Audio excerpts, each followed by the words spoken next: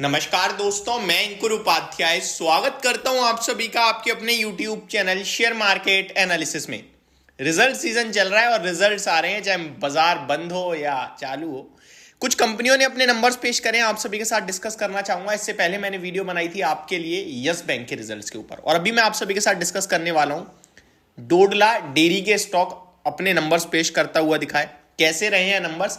ये दो हिस्सों में बटा हुआ है, साल दर साल, क्वार्टर ऑन क्वार्टर। काफी सारे लोगों को ना एक कंफ्यूजन रहता है कि भाई हमें जो रिजल्ट्स हैं वो ईयर ऑन ईयर बेसिस पे कंपेयर करने चाहिए या क्वार्टर ऑन क्वार्टर बेसिस पे कंपेयर करना चाहिए। तो मैं आपको एक सही एग्जांपल देना चाहूंगा।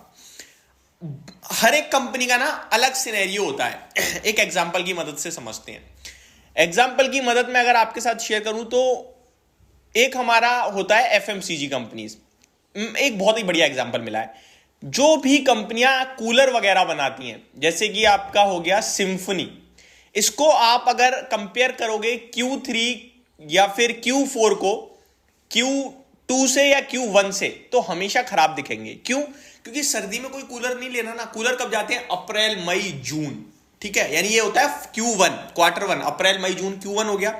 तो Q1 के नंबर्स हमेशा आपको क्वार्टर 3 क्वार्टर 4 से अच्छे मिलेंगे। क्वार्टर 3 एक बार को फिर भी नहीं, क्वार्टर 4 से अच्छे तो जरूर मिलेंगे। क्योंकि दिसंबर, जनवरी, फरवरी, मार्च में कौन कूलर खरीद रहा है? कोई नहीं ले रहा। ठीक है, वहीं अगर आप पीछे जाओ तो अक्टूबर, नवंबर, दिसंबर में भी सर्दी होती है, तो कोई कूलर वगैरह नहीं लेता है। तो ये होते हैं year on year basis compare करना है कि लास्ट ईयर इस क्वार्टर में कितनी सेल आई थी, इस ईयर कितनी सेल आई। क्वार्टर ऑन क्वार्टर कंपेयर नहीं करेंगे। वहीं आपका दूसरी तरफ क्वार्टर ऑन क्वार्टर की बात करूं तो यहां हमारा आता है ब्रोकिंग कंपनीज, एक एग्जांपल हो सकती है। यानी वो बिजनेस जो हमें लास्ट क्वार्टर से इस क्वार्टर बढ़ता है नहीं बढ़ रहा, वो देखना है। उसे ईयर ऑन ईयर बेसिस से मतलब नहीं है। लास्ट ईयर बढ़ा था, हम क्या करना, अभी पिछले क्वार्टर क्या हुआ था वो बताओ ना। ठीक है, अब मैं समझ गए आप। अब कोई मॉइस्चराइजर बनाने वाली क्रीम है, सर्दियों में उपयोग में आएगी, गर्मियों में थोड़ी आएगी, तो उसको हम ईयर ऑन ईयर बेसिस पे कंपेयर करेंगे। समझ गए आप? ये होता है सही फॉर्मूला। अब ये हर कंपनी का अलग होता है। अब एक होता है एफएमसीजी कंपनीज, उसमें हम वॉल्यूम ग्रोथ देखते हैं, वॉल्यूम ग्रोथ कितनी आई है।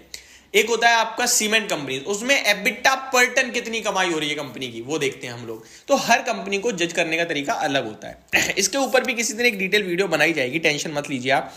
कुछ स्पेशल लाने की तैयारी में हूं मैं आपके लिए 2 से 3 महीने के अंदर अंदर, जहां मैं आपके साथ ये जो एजुकेशनल मार्केट से रिलेटेड चीजें ये मैं बहुत अच्छे से कोशिश करूंगा आपको समझाने की। तो वो तो हम लाएंगे ही लाएंगे। बट अभी आपके साथ डोडला डेयरी के नंबर्स पे आता हूं। कंपनी ने, अब इसको आप कैसे कंपेयर करोगे, ईयर ऑन ईयर बेसिस या क्वार्टर ऑन क्वार्टर? ऑब्वियस है यार, ये ऐसा बिजनेस है जो चलता जा रहा है, तो इसे हम क्वार्टर ऑन क्वार्टर कंपेयर करेंगे। ईयर ऑन ईयर बेसिस पिछली साल ऐसा तो है नहीं ना। अब ये कोई कहते भाई दिवालियों के समय में क्या है कि दूध ज्यादा बिकता है, तो उसको ईयर ऑन ईयर कंपेयर करते हैं। वो ठीक है, हर क्वार्टर कुछ ना कुछ चल रहा है, कोई ना कोई फंक्शन। हम हिंदू हैं और हमारे यहाँ हर महीने कोई ना कोई त्योहार है, कोई ना कोई क्वार्टर है, और डिमांड थोड़ी बहुत बढ़ जाती है दिवाली के समय, ऐसा नहीं है, बाकी नहीं, बाकी आपके लिए चीजें चलती रहती हैं। ठीक है, तो क्वार्टर ऑन क्वार्टर में हिसाब से कंपेयर करना चाहिए। अब आ जाते हैं इसके ऊपर। तो कंसोलिडेटेड नेट प्रॉफिट कंपनी का ईयर ऑन ईयर बेसिस पे तो 35.3 करोड़ से बढ़कर 41.3 करोड़ है, यानी ईयर ऑन ईयर बेसिस तो अच्छा कर रहा है। लेकिन क्वार्टर ऑन क्वार्टर हल्का सा डिप आ गया है, 43.6 करोड़ के सामने 41.3 करोड़ पे आता हुआ दिखा है। तो ये आपके लिए कमजोरी मानूंगा मैं क्वार्टर ऑन क्वार्टर। अब देखो, ये दिवाली का क्वार्टर के रिजल्ट्स हैं, क्योंकि अक्टूबर, नवंबर, दिसंबर ये वो नंबर्स हैं। फिर आपके क्वार्टर 2 से कमजोर क्यों आए हैं, जिसमें उस समय तो दिवाली नहीं थी? तो ये सीजनल बेस नहीं माना जाएगा, ये नॉर्मल माना जाता है। तो ये क्वार्टर ऑन क्वार्टर घटा है प्रॉफिट, मेरा मानना ये है। अगर रेवेन्यू की बात करूं तो 675 करोड़ से बढ़कर 740 करोड़ पे आया है ईयर ऑन ईयर बेसिस पे, और क्वार्टर ऑन क्वार्टर 765 करोड़ से बढ़कर 767 करोड़ से घटकर 740। तो क्वार्टर ऑन क्वार्टर घटाए चाहे रेवेन्यू हो या प्रॉफिट हो, और ईयर ऑन ईयर बेसिस पे बढ़ाए चाहे प्रॉफिट हो या फिर रेवेन्यू हो, ये तो क्लियरली देखने को मिल गया है मुझे।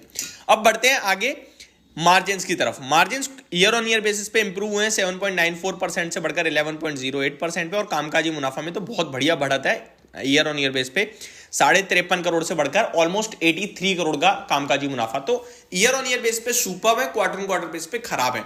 अब एक तरीका बचता है लास्ट जज करने का, वो है स्टॉक का प्राइस बिहेवियर।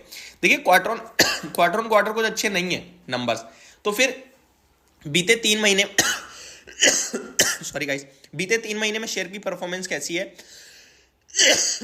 सॉरी, 3 महीने में 25% भागा है, जिसमें स्टॉक ने कुछ करी नहीं है, परफॉर्मेंस आई नहीं है।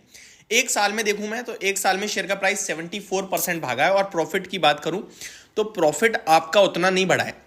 लेकिन कामकाजी मुनाफा बढ़ा है। तो ये मतलब स्टेबल कंपनी है, ऐसा नहीं है कि इस नंबर्स के बाद कुछ ज़्यादा ऊपर है नीचे जाना चाहिए, नीचे ऊपर जाना चाहिए। मुझे लगता है न्यूट्रल है। और मार्केट में रिएक्शन की बात करें तो नीचे 830 के आसपास सपोर्ट है और ऊपर में 910 के आसपास रेजिस्टेंस आएगा। तो ये लेवल्स हैं जो मैंने आपके साथ डिस्कस करे।